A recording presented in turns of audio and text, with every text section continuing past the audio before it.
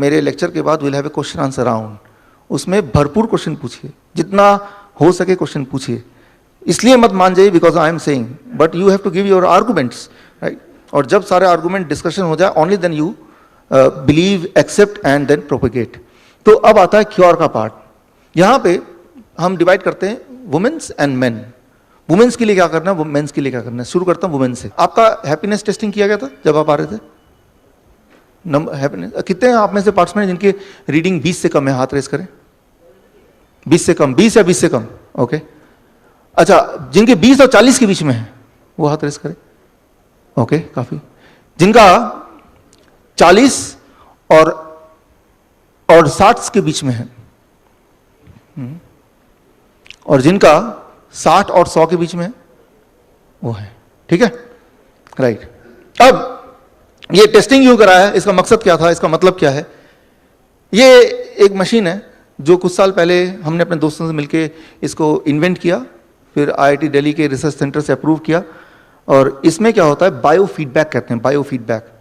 आप जैसा सोचते हैं वो सोच एक इलेक्ट्रिकल सिग्नल की तरह पूरे बॉडी में बहती है, और उस सोच को उस मशीन के थ्रू उसकी रीडिंग हम पता कर सकते हैं। ये कोई बड़ी बात नहीं है, बायो फीडबैक कहते हैं। और इसका ये मतलब है जिनकी रीडिंग 1 से 20 के बीच में है, 20 से नीचे है या 20 तक है, they are the happiest state of mind, सबसे ज्यादा खुश। Thank you.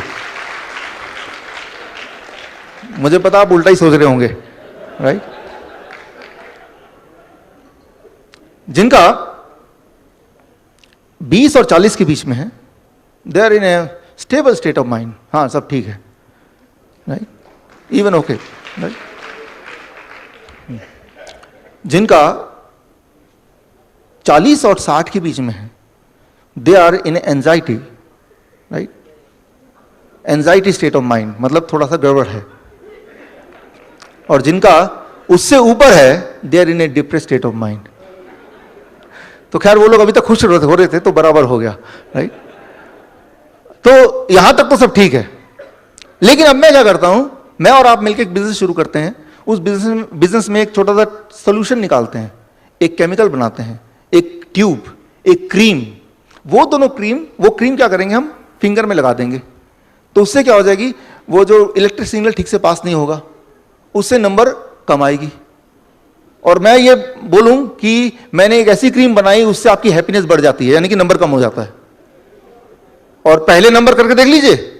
अब आप ये क्रीम रोज लगाइए दिन में 2 बार, और हमारे लैब में आके नंबर दोबारा देख लीजिए, और जैसे नंबर देखेंगे तो कम है, यानी कि आपकी हैप्पीनेस ज्यादा है ना फिर, right. Thank you friends, thank you.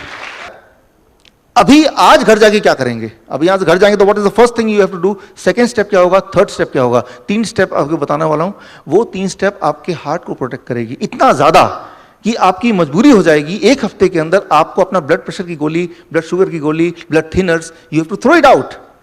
क्योंकि ब्लड प्रेशर नॉर्मल हो जाएगा, और दवा लेंगे तो सब नॉर्मल हो जाएगा, बिलो नॉर्मल आ जाएगा। ब्लड शुगर नॉर्मल हो जाएगा, और दवा लेंगे तो और नीचे चला जाएगा, which is too dangerous. Step 1, आज घर जाके क्या करना है, स्टेप 1, थ्रो द स्टैटिन। उठा के देखिए नियरेस्ट डस्टबिन क्या है, वहां फेंक दीजिए। जानवरों को भी मत दीजिए, उनके लिए भी बहुत ज्यादा कोलेस्ट्रॉल वाली। Thank you friends. कोलेस्ट्रॉल वाली, कोलेस्ट्रॉल की दवा कौन सी है, कोई भी दवा में लास्ट में स्टैटिन लिखा होगा तो that is a medicine for cholesterol, right, statin. अब इसको थोड़ा समझने की जरूरत है, ये क्या करती है और आपको क्या करना है। सेकेंड एंड थर्ड स्टेप के लिए आप सांसें ले रहे हैं, you take oxygen in, then up is carbon dioxide out. जब कार्बन डाइऑक्साइड बाहर आया, यहां से शुरू होती है कोलेस्ट्रॉल की कहानी। कैसे, समझिए इसको। वो कार्बन डाइऑक्साइड कहां गया, वो प्लांट के अंदर गया, प्लांट टेक इट, और वो वाटर H2O के साथ मिला के सनलाइट के प्रेजेंस में उसको बना देता है ग्लूकोज। ग्लूकोज यानी कि फूड, यानी कि फ्रूट्स या वेजिटेबल्स। वो खाना हम खाते हैं, और खाते ही एक केमिकल बॉडी बनाता है एसिटाइल CoA, एसिटाइल कोएंजाइम। और वो वाला केमिकल एक और केमिकल बनाता है, इसे कहते हैं HMG कोएंजाइम। और वो केमिकल फिर एक इंपॉर्टेंट केमिकल मेवोलिनिक एसिड बनाता है, या मेवोलिनेट पाथवेज बनाता है, राइट। ये थोड़ा कॉम्प्लिकेटेड है लेकिन अभी आसान हो जाएगा। और इससे कई सारे केमिकल्स बनते हैं, इनमें से एक केमिकल है कोलेस्ट्रॉल, राइट। इनमें से एक केमिकल है कोलेस्ट्रॉल। इस तरह से कोलेस्ट्रॉल की पैदाइश होती है। अब इनमें से जो ये केमिकल है, इनका कुछ काम है, इसका कुछ काम है, इसका कुछ काम है, इसका कुछ काम है, तभी बॉडी बना रही है। सारे इंपॉर्टेंट है, सारे जरूरी है हमारे बॉडी के लिए। जब आप कोलेस्ट्रॉल की दवा लेते हैं तो वो दवा कोलेस्ट्रॉल कम कैसे करता है? वो दवा यहां पे काम करता है, इसको ब्लॉक कर देता है। हार्ट की डिजीज क्यों होती है? वो सिंपल है कि हार्ट के आर्टरीज में there are some blockages. Simple, heart की आर्टरीज में देयर आर सम ब्लॉकेजेस। वो ब्लॉकेजेस होते हैं तो ब्लड सर्कुलेट नहीं हो पा रहा, ऑक्सीजन सर्कुलेट नहीं हो पा रहा, हार्ट को पूरी तरह से न्यूट्रिशन नहीं मिल रहा एंड हार्ट पूरी तरह से काम नहीं कर पा रहा। एक दिन होगा ब्लॉकेज 100% हो जाएगा एंड दैट में be the heart attack, right. उन सेल्स को नरिशमेंट नहीं मिलेगी। अब ये जो ब्लॉकेज है इसको अगर आप निकालेंगे, निकाल के माइक्रोस्कोप के अंदर डालेंगे कि ये ब्लॉकेज बना किस चीज का है, तो आप पाएंगे कि उसमें कोलेस्ट्रॉल मिलेगा। इसका मतलब ये हो कोलेस्ट्रॉल कारण हुआ ना। कोई डॉक्टर बोलेगा उसको देखो वो तो कोलेस्ट्रॉल है, तो कोलेस्ट्रॉल कारण हुआ। अच्छा एक काम करेंगे, मान लीजिए कहीं देखते कि पूरी बिल्डिंग गिर गई, जाके देखो बिल्डिंग में क्या गिरा, देखा बहुत सारी ईंटें पड़ी हुई है। अच्छा ईंटें कारण है, आगे से ना जब बिल्डिंग बने ईंटें कम कर दो, प्रॉब्लम खत्म हो जाएगी। हाँ जब बिल्डिंग गिरेगी तो ईंटें ही दिखेंगे, जाहिर सी बात है, क्योंकि बिल्डिंग ईंटों का बना होता है। जैसे कोलेस्ट्रॉल का ही वो आर्टरीज बने हैं तो कोलेस्ट्रॉल दिखेंगे, लेकिन वो कारण नहीं हो सकता, right. Similarly it is true that the blockages are made up of cholesterol but cholesterol may not be the reason, right. अगर ऐसा होता तो जिन लोगों के हाई कोलेस्ट्रॉल है उन्हीं में हार्ट डिजीज होता, लो कोलेस्ट्रॉल में हार्ट डिजीज नहीं होता, जबकि इसका उल्टा ही देखा गया है, राइट। अब पहला। दूसरा सबसे इंपॉर्टेंट बात, अगर कोलेस्ट्रॉल की वजह से ब्लॉकेज होता है तो कभी भी ब्लॉकेज वेन्स में क्यों नहीं होता? देखिए दो तरह के ब्लड वेसल्स हैं, एक तो वो ब्लड है जो साफ ब्लड यानी कि हार्ट से खून को बॉडी में सर्कुलेट करता है, और दूसरा वो ब्लड वेसल है जो बाकी ऑर्गन से खून को वापस हार्ट में ले जाता है, यानी गंदा खून को ले जाता है। सो नीले कलर का है वेन्स एंड लाल कलर का है आर्टरीज। अगर और कोलेस्ट्रॉल सब में एक जैसा ही सर्कुलेट करता है, तो अगर कोलेस्ट्रॉल रिस्पॉन्सिबल है ब्लॉकेज का तो वेन्स में भी तो ब्लॉकेज होने चाहिए ना, वहां तो नहीं पाए जाते। So cholesterol can not be responsible, had it been so the blockage would have been even in the veins, क्योंकि वेन्स में भी उतना ही कोलेस्ट्रॉल फ्लो करता है जितना कि आर्टरीज में करता है। सो ये एक आर्गुमेंट है। अब इससे एक सवाल आता है, फिर क्या, कैसे या क्या कारण से हार्ट डिजीज होता है? What is the main cause of heart disease? अगर कोलेस्ट्रॉल से नहीं होता, उस ब्लॉकेज में भी कोलेस्ट्रॉल है तब भी उससे नहीं होता, तो एक्चुअल कारण क्या है? इसके लिए मैं 3 क्लू दूंगा आपको, उस 3 क्लू के अंदर आप ढूंढेंगे आंसर क्या है। 3 वेरी इंटरेस्टिंग क्लू। पहला क्लू, सर्कुलेशन 2006, वेरी इंपॉर्टेंट। ये देखा गया कि ब्लॉकेज जहां भी है वहां पे 50 अलग अलग तरह के बैक्टीरिया पाए गए हैं। हमेशा जब भी कहीं ब्लॉकेज होगा, ब्लॉकेज के आसपास 50 different kind of bacteria are found. That is clue 1। Clue 2, जहां पे ब्लॉकेज है वहां की टेम्परेचर हमेशा ज्यादा होती है in comparison to rest of the body, rest of the arteries. Clue number 2, जिस तरह से जब भी इंफेक्शन हो जाता है हमारे बॉडी की टेम्परेचर ज्यादा नहीं हो जाती, वो क्यों होती है? ताकि temperature is a tool, temperature की मदद से बॉडी उस वायरस को किल करता है। तो टेम्परेचर ज्यादा होना कोई बीमारी नहीं है, it is a method by which the body is trying to counter the germs. Similarly, thank you friends, thank you. Similarly clue 3, यह देखा गया कि 1/3 हार्ट अटैक के पेशेंट्स का रिकॉर्ड देखा गया कि उनके हार्ट अटैक आने से जस्ट पहले उनको कोई ना कोई इंफेक्शियस डिजीज हुआ था, उसके बाद ही उनका हार्ट अटैक आया है। तो ये क्लू नंबर 3। अब इन तीनों क्लू के अंदर ही आपका जवाब है। ये सारी चीजें 2000 के बाद ही, 2000 के बाद ही सारी चीजें मेडिकल साइंस को थोड़ी बहुत पता चली है, उससे पहले ये सब चीजें नहीं पता थी। इसको समझने की कोशिश करते हैं, इन तीनों क्लू को जोड़ते हैं टू गेट द आंसर कि क्या, कैसे हार्ट डिजीज होता है और कैसे उसको रोका जाए। Attack by germs on the inner wall of arteries, the most important thing. Conclusion is, जहां पे भी हार्ट डिजीज जो भी आर्टरीज हैं वहां पे पाया गया कि जर्म्स अटैक करती हैं। हमारे पूरे ब्लड में जर्म्स सर्कुलेट होती हैं, दैट इज वेरी नॉर्मल, लेकिन हम में से कुछ लोगों के, कुछ पेशेंट के केस में कहीं कहीं वो जर्म्स अटैक करती हैं। लेकिन जर्म्स कहीं कहीं अटैक करती है, हर जगह क्यों नहीं करती है? वहीं अटैक करेगी जहां पे इंडोथेलियम डिसफंक्शन होगा। इंडोथेलियम वेरी सिंपल, ब्लड वेसल का जो सबसे अंदरूनी हिस्सा है जिसको ब्लड टच करते हुए जाता है, जिसको कोलेस्ट्रॉल टच करते हुए जाता है, उसे कहते हैं इंडोथेलियम लेयर। लेकिन हम में से कुछ लोगों के केस में वो इंडोथेलियम लेयर कमजोर होता है, राइट, और उसमें जर्म्स अटैक आसानी से कर सकती है। लेकिन अगर ऐसा है तो वेन्स के एंडोथेलियम लेयर में क्यों नहीं जर्म्स अटैक करती है? ये एक इंपॉर्टेंट क्वेश्चन है। इसको जवाब देने के लिए I will take the example of this. मान लीजिए ये बलून है, इसके अंदर एयर का प्रेशर है। अगर एयर बढ़ा दूंगा तो प्रेशर बढ़ जाएगा ना इसका। अगर इसका प्रेशर बढ़ जाएगा तो इसका जो आउटर लेयर है या इनर लेयर है उसका डैमेज के चांसेस ज्यादा हैं, या प्रेशर कम रहेगा तो चांसेस ज्यादा है? पहला या दूसरा? प्रेशर ज्यादा होगा तो डैमेज होना आसान है, ये तो क्लियर है हमें। अब देखिए ह्यूमन बॉडी में हमेशा क्या होता है कि आर्टरीज के अंदर जो ब्लड प्रेशर होता है वो कम से कम 100 गुना ज्यादा होता है in comparison to the blood pressure in the veins. Arteries के वॉल्स में जो प्रेशर होता है वो 100 टाइम ज्यादा होता है, यानी कि वहां पे डैमेज होने की पॉसिबिलिटी ज्यादा होती है, यानी कि वहां पे जर्म्स अटैक आसानी से कर सकते हैं, राइट। लेकिन एंडोथेलियम लेयर, पहला तो एंडोथेलियम लेयर कमजोर हो, ऊपर से प्रेशर ज्यादा है, दोनों मिला के जर्म्स के लिए आसान हो जाता है वहां अटैक करना। अब क्वेश्चन ये है कि अंदर का एंडोथेलियम लेयर यानी कि इनर लेयर कमजोर क्यों होता है? उसका कारण है लो नाइट्रिक ऑक्साइड प्रोडक्शन। जब भी आपका बॉडी के अंदर नाइट्रिक ऑक्साइड प्रोडक्शन कम होगा तब एंडोथेलियम लेयर डैमेज होगा। जब भी वो डैमेज होगा, जहां जहां प्रेशर ज्यादा है वो तो आर्टरीज में होती है, जर्म्स बॉडी में ऑलरेडी सर्कुलेट कर रहे हैं, वो सब में होता है, वो जर्म्स वहां अटैक करेंगे। जब वो अटैक करेंगे तो क्या होगा, वहां पे घाव हो जाएगा।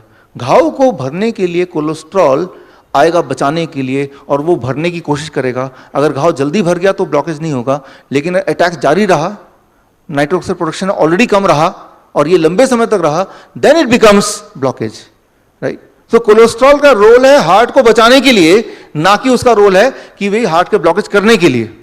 बट उस प्रोसेस के through, thank you friends, thank you, but उस प्रोसेस के थ्रू जब वो प्रोसेस चल रहा है तब अगर एंडोथेलियम लेयर कमजोर ही रहता रहे और जर्म्स ज्यादा हो बॉडी में, इन्फेक्शन पहले से ही हो, कोई वायरल फीवर ऑलरेडी चल रहा हो, दैट इज द टाइम जब वो इन्फेक्शन जीत सकता है, right, in comparison to cholesterol. उस लड़ाई में that will form the blockage, right. So यहां पे इंपॉर्टेंट है attack by germs on weak arteries on the inner wall, जिससे इन्फ्लेमेशन कहते हैं। इन्फ्लेमेशन को हिंदी में बोलेंगे सूजन। सूज जाता है ना बाहर, जो बाहर कभी सूज जाता है, कभी किसी के पाँव में मोच आ गए तो सूज जाता है। सूजना कोई बीमारी नहीं है, सूजना एक प्रोटेक्शन है, रिपेयर मैकेनिज्म है बॉडी का। सिमिलरली अंदर भी सूज जाता है, लेकिन अगर नाइट्रिक ऑक्साइड प्रोडक्शन कम रहती रहे, इन्फेक्शन लगातार अटैक करते रहे, तो उसको मैनेज करने के कोलेस्ट्रॉल वहां पे जमता रहे, सम टाइम वो ब्लॉकेज ज्यादा हो गया, फ्लो ब्लॉक हो गया, that is called heart disease, that is called heart attack, right. So यहां पे कुल मिला के कुछ ऐसा आता है, इन्फ्लेमेशन, उसमें cholesterol try to cover it up and that leads to blockages. तो अब सोल्यूशन क्या है? What is the solution? क्या करना होगा? सिंपली, अच्छा बताइए क्या सोल्यूशन है? यहां पे क्या हो जाए तो ये सारा प्रोसेस बीच में रुक सकता है? Nitric oxide. सिंपल सोल्यूशन कि अगर हम कुछ ऐसा करें कि हमारी बॉडी की नाइट्रिक ऑक्साइड प्रोडक्शन को दोबारा से बढ़ा दें, जैसे ही वो बढ़ाएंगे तो सारा चीज बैलेंस में आ जाएगा। कितनी देर में? कुछ दिनों में बैलेंस में आ जाएगा, with in few days, right. अब वो फॉर्मूला क्या है? वो फॉर्मूला क्या है जिससे कि नाइट्रिक ऑक्साइड प्रोडक्शन बढ़ जाएगा? दिस मीन्स कि अब जो आने वाला है ये आपके पूरे लेक्चर का सबसे इंपॉर्टेंट पार्ट है, क्योंकि इसी को आपको कल से या आज से फॉलो करना है। The most important part, formula to cure heart disease, that you know nitric oxide production. अगर नाइट्रिक ऑक्साइड प्रोड्यूस होगा ज्यादा तो ऑटोमेटिकली वो सारी चीजें will be taken care of. अब सवाल यह था कि what I should do right now so that my body produce enough nitric oxide, right. ये आपका सिर्फ एक सवाल है। उसका जवाब ये है, स्टेप 1 मैंने आपको ऑलरेडी बताया था। स्टेप 1 क्या था? बताया था मैंने, थ्रो द स्टैटिन। व्हाई?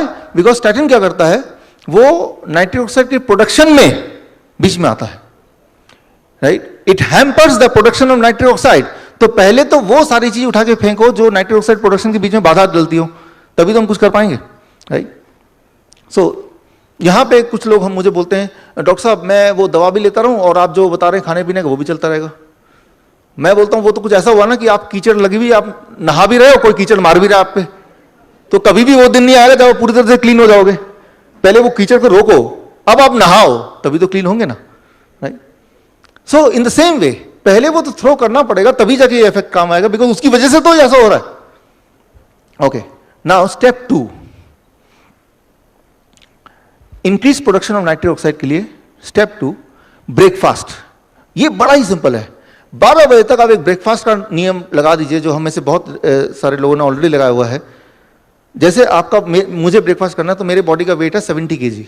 जितना आपका बॉडी का वेट है इंटू 10, यानी कि कितना हो गया मेरा 700। अब उसको ग्राम में कन्वर्ट कर दीजिए, 700 ग्राम उतना फल। मान लो किसी का वेट है बॉडी का 100 kg, इंटू 10 कितना हो गया 1000 ग्राम, यानी कि 1 किलो, राइट। और उतना फल, कौन से वाले फल जो आपका मन करे, सीजनल फ्रूट्स। सीजनल फ्रूट कौन से होते हैं? जो सस्ता मिलता है वो सीजनल फ्रूट्स, राइट।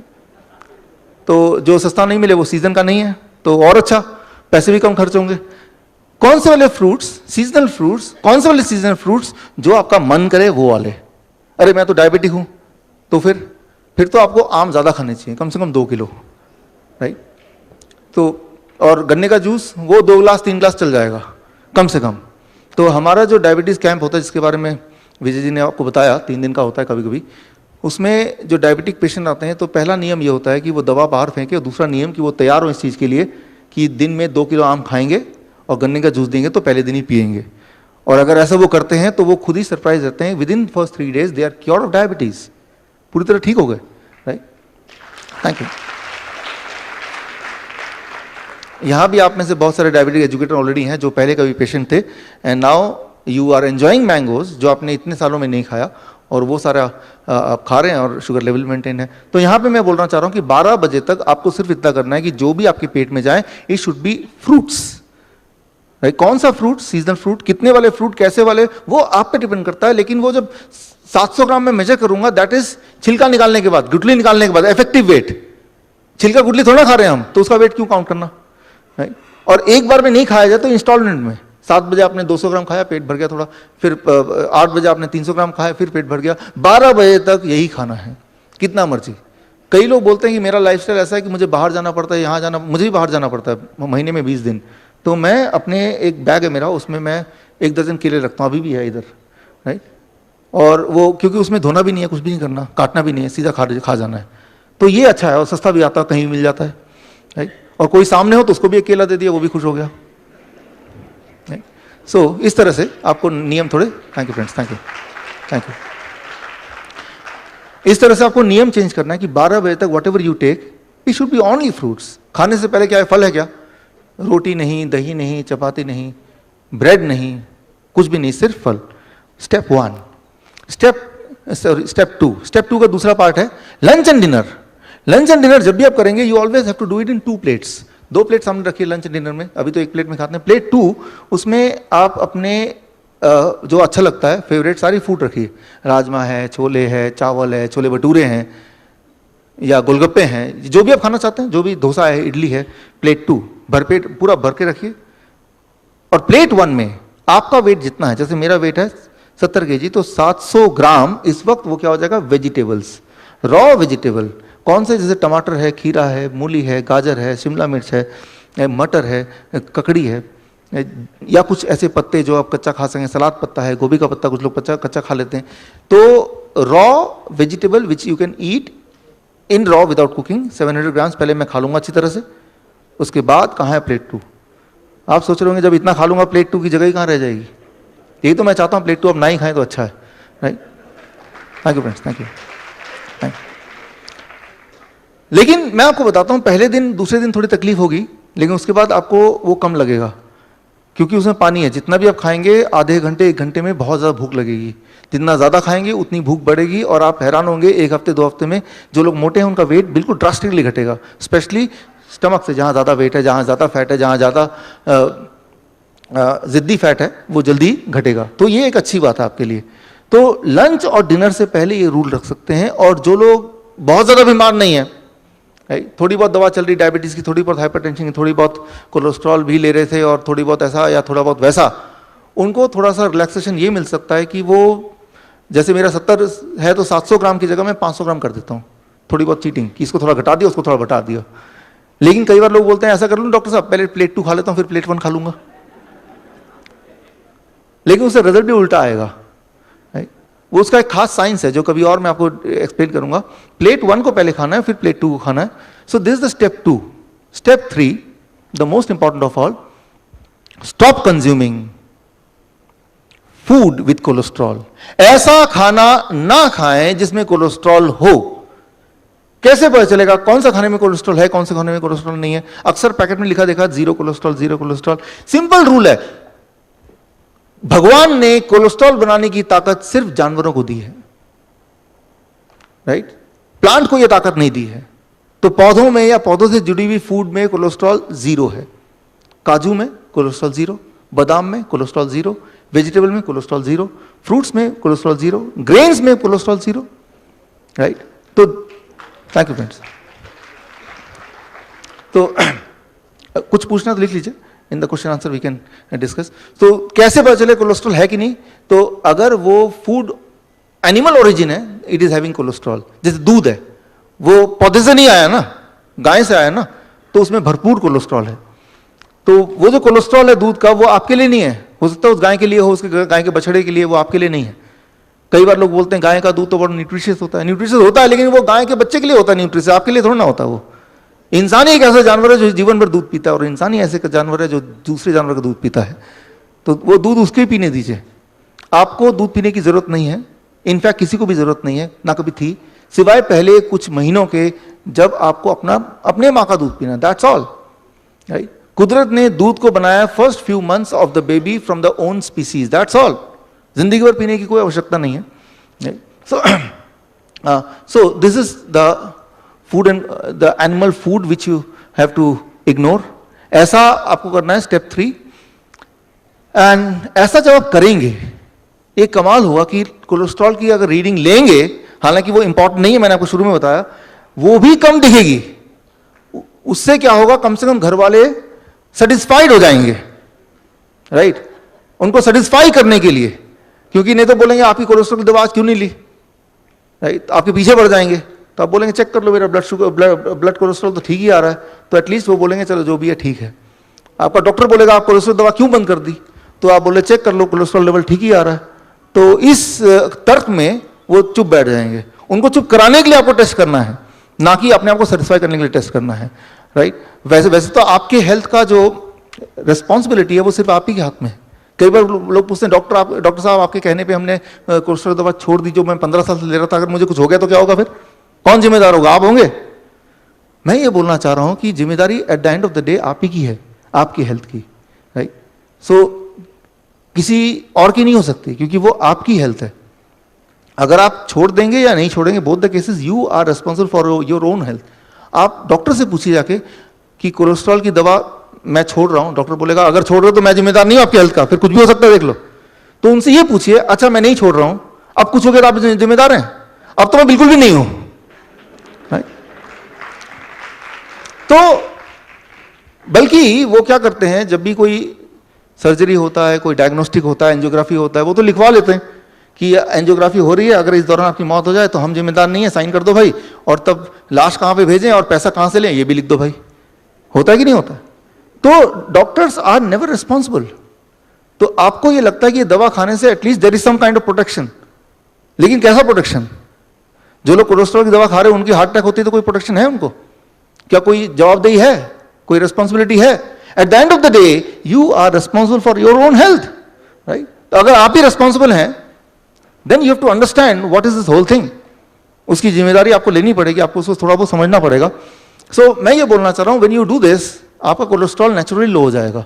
हालांकि लो करने की कोशिश के लिए नहीं कर रहे हैं हम, बट नेचुरली लो हो जाएगा, वो 200 से नीचे चले जाएगा टोटल कोलेस्ट्रॉल, राइट? सो अब ये जो मैंने बताया, ये कोई मेरा इन्वेंशन नहीं है कि मैंने ऐसा देखा, ये पहले से ही साइंटिफिकली प्रूवन है मेडिकल साइंस में, जर्नल्स में। उसके लिए मैं आपको एक ट्रायल बताता हूँ। ओस्लो स्टडी 1975 में हुआ था, कई साल तक चला था। इसमें सारे लोगों का एनुअल कोलेस्ट्रॉल कम कर दिया, मतलब एनिमल फूड जीरो कर दिया, दूध जीरो कर दिया। तो क्या हुआ, सारे पॉपुलेशन का कोलेस्ट्रॉल लेवल नॉर्मल आ गया, नीचे आ गया। लेकिन इंटरेस्टिंगली हार्ट डिजीज का डेथ रेट नीचे नहीं आया। ट्राई टू अंडरस्टैंड, कोलेस्ट्रॉल कम हो गया लेकिन डेथ रेट कम नहीं हुआ, हार्ट डिजीज कम नहीं हुई। फिर क्या हुआ, 2006 में ओस्लो 2 एक और स्टडी हुआ, इसमें एनिमल फूड कम कर दिया, दूध कम कर दिया, साथ में ऑयल कम कर दिया, 0 ऑयल। इस बार कोलेस्ट्रॉल नीचे आ गया, डेथ रेट भी नीचे आ गया। यानी कि एक चीज और जोड़ लीजिए, आपके हार्ट का प्रोटेक्शन के लिए try to reduce the amount of oil in the food, right. Low oil, low heart disease, right. ये एक इंपॉर्टेंट बात है। क्यों? ऑयल क्या करता है, ये बहुत इंटरेस्टिंग है। इसको समझाने के लिए मैं एक एग्जांपल लेता हूं। मान लीजिए आप एनिमल फूड से, दूध से या चिकन अंडे से आप फैट निकालिए, उसको माइक्रोस्कोप के अंदर डालिए, उसके अंदर जो दिखेगा वो ऐसा दिखेगा, स्ट्रेट लाइक दिस। अब कोई भी प्लांट ले लीजिए, पौधा ले लीजिए, फ्रूट्स ले लीजिए, वेजिटेबल ले लीजिए, उसके अंदर से आप फैट निकालिए और माइक्रोस्कोप के अंदर डालिए, वो फैट कैसा दिखेगा? That fat will look like this, इस तरह टेढ़ा मेढ़ा, राइट। ये है एनिमल फैट, ये है प्लांट फैट, राइट। अब आप बताइए, मैं दोनों आपको दे दूं, बोलूं कि इन दोनों में को आपको ठीक से कलेक्ट करके रखना है, कौन सा कलेक्ट करके रखना है के ऊपर एक आसान होगा, एनिमल फैट या प्लांट फैट? Animal fat. तो जब फैट फ्लो करता है ब्लड स्ट्रीम में, तो जहां पे इन्फ्लेमेशन होता है, एनिमल फैट वहां पे सेटल हो जाता है, जमता रहता है। उससे क्या होगा? What will become? That is the blockage. But the plant fat वो जम नहीं सकता because of its structural changes, right. अब जो ऑयल है, ऑयल वो एनिमल से आया कि प्लांट से आया? मोस्टली प्लांट से आया। तो उसका जो फैट है लाइक दिस, लेकिन उसको जब आप हीट करेंगे, आप तो ऑयल ऐसे नहीं पीते ना, you heat it. The moment you heat it, the behaviour of the plant oil, it changes to animal fat. That behavior, it behaves like animal fat. Although it is not having any cholesterol inside, तो cholesterol तो नीचे आ गया क्योंकि animal food को 0 कर दिया था, लेकिन जो हार्ट डिजीज का डेथ रेट नीचे नहीं आया। So here comes the conclusion कि आपको साथ में ऑयल को भी मिनिमाइज करना है एज मच एज पॉसिबल, जितना हो सके आपसे। वो ऑलरेडी मिनिमाइज हो गया क्योंकि 12 बजे तक तो फ्रूट डाइट पे है ऑलरेडी, तो कोई ऑयल का सवाल नहीं है। और लंच एंड डिनर में प्लेट 1 आपने इतना खा लिया कि प्लेट 2 की जगह थोड़ी थोड़ी कम रही, तो as it is your intake of oil is less. और ये चीज कई सारे पब्लिकेशन में आया। जो एक लेटेस्ट है 2005 में 10 साल की study, Lyon diet heart study, ये बहुत ही फेमस स्टडी है। इस स्टडी में भी जो मैंने अभी थ्योरी बताई, ये सारा कुछ इसमें भी दिया गया कि भाई अगर कोई इंसान ऐसा करेगा जैसे मैंने अभी आपको बताया, then what will happen? 23% reduction in death, 21% reduction in cancer, and 24% reduction in heart disease. These are things you can expect, right? ये simple formula है, इससे क्या क्या impact और भी आएगा? What are the impact? जैसे ही आप ये शुरू करेंगे, यहाँ एक warning है, warning। जैसे ही आप शुरू करेंगे, पहले 3 दिन के अंदर ही you'll be forced to stop your blood sugar medicine and reduce your insulin intake। जो लोग इंसुलिन पे हैं, पहले 3 दिन में ब्लड शुगर नॉर्मल होगा, ब्लड प्रेशर नॉर्मल होगा। पहले 7 दिन में कोलेस्ट्रॉल लेवल डाउन हो जाएगा, इंटेस्टाइनल प्रॉब्लम खत्म हो जाएगा, हाई ब्लड प्रेशर की दवा छोड़नी पड़ेगी, नहीं तो वो लो ब्लड प्रेशर कन्वर्ट हो जाएगा। थायराइड की दवा छोड़नी पड़ेगी, नहीं तो हाइपोथायराइड हाइपरथायराइड में कन्वर्ट हो जाएगा। ट्राई टू अंडरस्टैंड कि बॉडी में 1 हफ्ते के अंदर ही वो चेंजेस दिखेंगे कि you will be forced to stop the medication. If you don't do it, it will become dangerous. Low blood sugar हो जाएगा, हाइपरथायराइड हो जाएगा, लो ब्लड प्रेशर हो जाएगा, उल्टा होने लगेगा। 1 महीना अगर करेंगे तो हार्ट की बीमारी, राइट, जो हार्ट के डिस्कम्फर्ट्स हैं, that will be vanished, right. Similarly 6 महीना करेंगे तो अस्थमा, 9 महीना करेंगे तो it will affect in cancer.